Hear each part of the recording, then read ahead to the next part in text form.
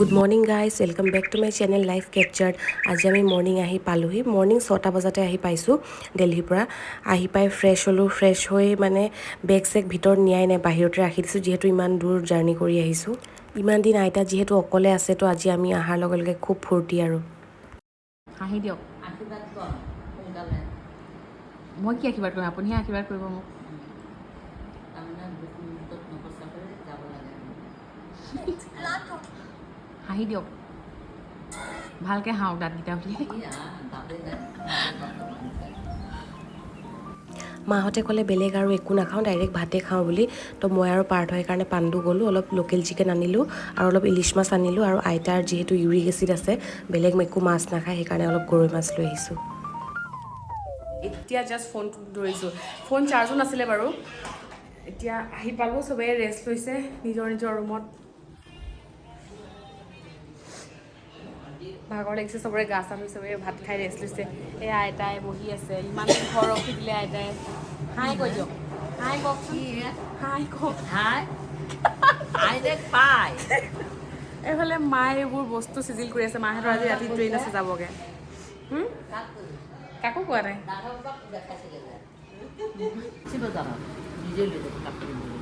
ব্লাউজৰ দোকানেই আছে আমাৰ।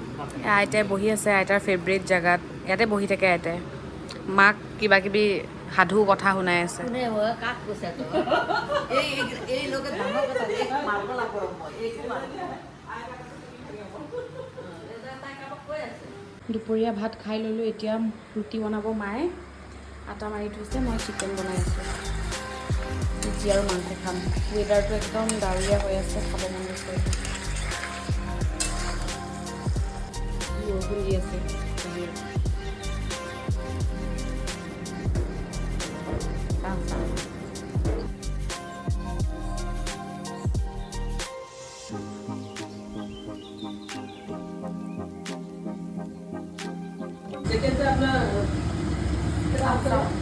উলিয়াব লাগিব জেকেট আৰু এটা ঠাণ্ডাৰ লগত তাতে এটা নহয় দুটা সোমাই দেখিছেনে কি ক্লিয়াৰ আহিছে। Good evening guys. এতিয়া মই এক্সাম লিখিবলৈ বহিছোঁ। মোৰ এক্সাম নহয়, পাৰ্থৰ এক্সাম। তাৰ এক্সাম আছে 5টা বজাৰ পৰা। সি কি কৰি আছে, এইটো কি কৰি MBA কৰি আছে HR-ত। তাৰ অনলাইন এক্সাম চলি আছে। অনলাইন কৰি আছে পুনে ইউনিভাৰ্চিটিৰ পৰা ন, পুনে ইউনিভাৰ্চিটি ন। তাৰ অনলাইন এক্সাম চলিছে এইকেইদিন। এটা এক্সাম তাৰ এটা ফ্ৰেণ্ডে দিলে, প্ৰাঞ্জল বুলি। এতিয়া নেক্সট এক্সামটো এতিয়া মই দিব লাগিব। এতিয়া ইয়াত বহি আছোঁ, সি এনচাৰ বিচাৰি দিব, মই এতিয়া লিখিম ইয়াতে।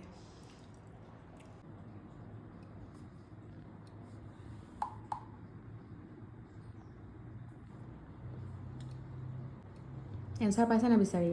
পাই আছোঁ, দিয়া দি আছোঁ।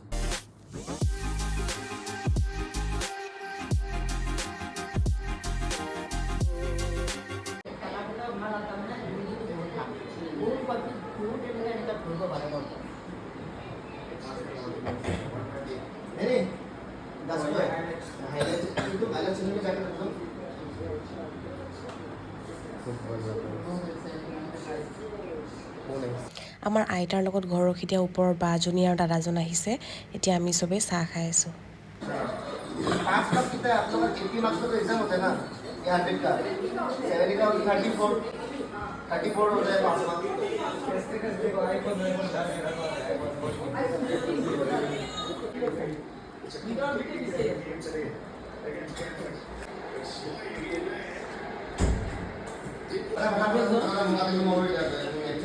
দুদিন বিয়া কৰিলে আগদিনটো ৰাতিপুৱা 4টা বজাত গৈ পাইছে, ৰাতিপুৱা কেইটা বজাত দিন দুদিন